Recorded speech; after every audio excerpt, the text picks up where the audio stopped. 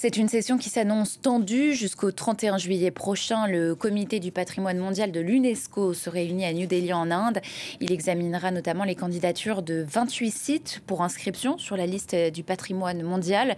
On en parle avec vous, Maria Gravari-Barbas, professeure de géographie à l'Université Paris 1 Panthéon-Sorbonne. Vous dirigez également la chaire UNESCO Culture, Tourisme et Développement. Bonjour à vous. Bonjour. Alors, une nouvelle liste a récemment été créée par l'UNESCO. Elle concerne spécifiquement les sites en péril. Les autorités de certains sites concernés s'opposent à une telle inscription. C'est notamment le cas de Venise. Pourquoi une telle opposition? Expliquez-nous. Il existe effectivement cette liste qui a été créée depuis le début de la Convention de 1972 donc pour le patrimoine mondial. Et cette liste réunit aujourd'hui 57 sites qui se trouvent un peu partout dans le monde, mais quand même, leur grande majorité se trouve, on pourrait dire, dans les grands sites, avec une vingtaine de sites, par exemple, en Afrique et environ 16 sites dans le Proche et le Moyen-Orient.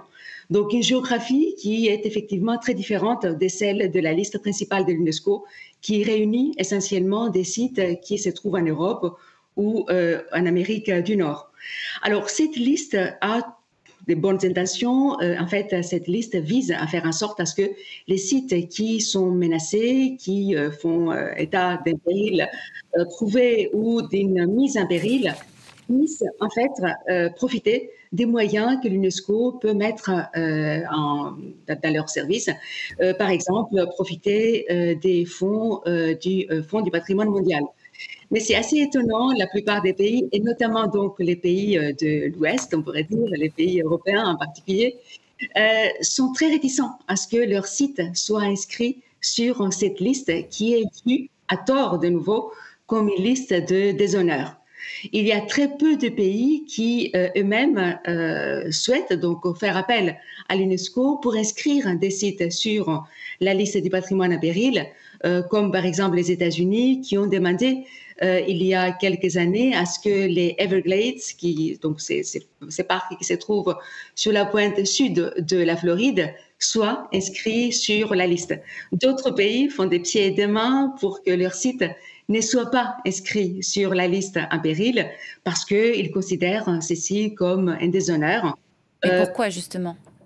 Bien, écoutez, parce que en fait, être inscrit sur la liste du patrimoine en péril signifie que l'État partie n'a pas fait tout ce qu'il devait faire pour que les sites soient efficacement protégés. C'est le cas de Venise. En fait, Venise était menacée d'une inscription sur la liste en péril en 2023. L'État italien a fait tout ce qui était possible pour que Venise ne soit pas inscrite. On sait que la question de Venise n'est pas résolue depuis en fait les mesures, je dirais les mesurettes qui ont été mises en place l'année dernière pour calmer un peu l'UNESCO, notamment donc ces fameux péages qui est testé en cours d'année et qui vise à décourager les visiteurs de la journée.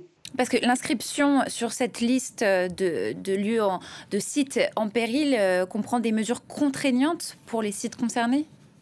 Alors, en fait, non, pas véritablement. Oui, bien sûr, enfin, contraignante dans le sens où l'UNESCO somme l'État partie à prendre les mesures nécessaires pour protéger les sites. Et c'est le cas également de la barrière du corail que vous montrez ici.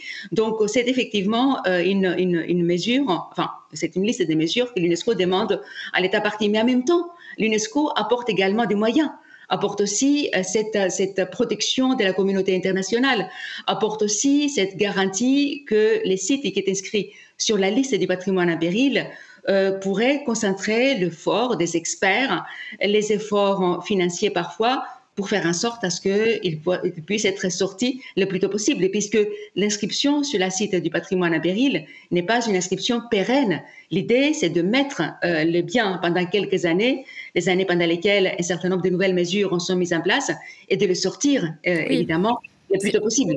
C'est par exemple le cas des tombeaux royaux à Kasubi en Ouganda, incendié en 2010. Le site a été restauré puis retiré de la liste du patrimoine mondial en péril. C'est un bon exemple. Pourtant, pour autant, les pays refusent de s'y plier. Oui, tout à fait.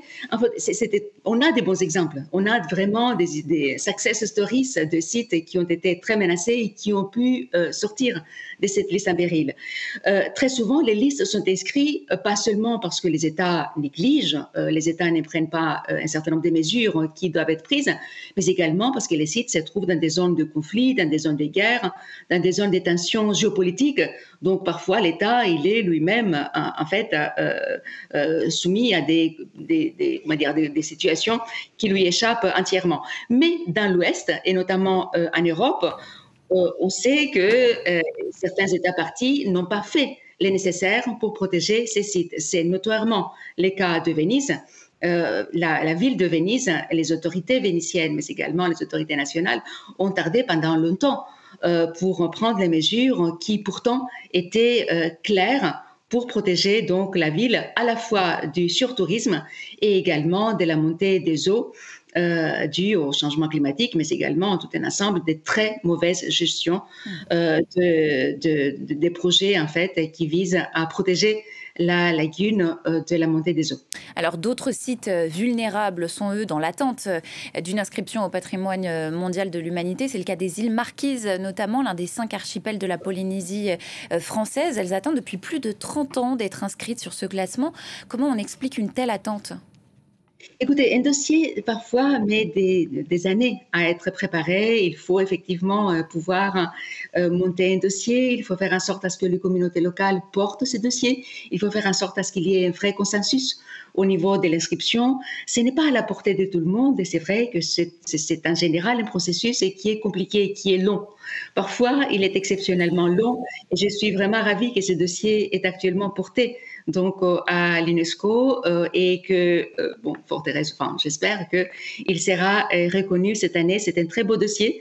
C'est un dossier qui est très complexe également, un site mixte, c'est-à-dire un site qui sera inscrit, s'il est inscrit évidemment, à la fois selon des critères culturels et naturel. Donc, un environnement qui est très complexe et un environnement qui sera reconnu dans toutes ses dimensions, à la fois les dimensions culturelles d'un peuple qui a énormément souffert, d'un peuple qui a failli être exterminé, puisque on sait que tout le long du 19e et du début du 20e siècle, les peuples marquisiens a failli être totalement décimés par la colonisation, par les maladies, par donc tout un ensemble d'effets qui étaient liés essentiellement à la colonisation européenne. Très rapidement, avant de se quitter, un mot peut-être sur New Delhi. Pourquoi ce comité se réunit en Inde cette année ? Alors, les comités se réunissent dans des lieux différents tous les ans et c'est très important que le comité puisse en fait être présent dans différents endroits du monde. Les lieux du comité, de toute façon, changent tous les ans et le comité lui-même est un comité qui se renouvelle donc entièrement très fréquemment de façon à ce que l'UNESCO et le patrimoine mondial puissent en fait refléter toutes les sensibilités de tous les États qui sont donc ses États membres.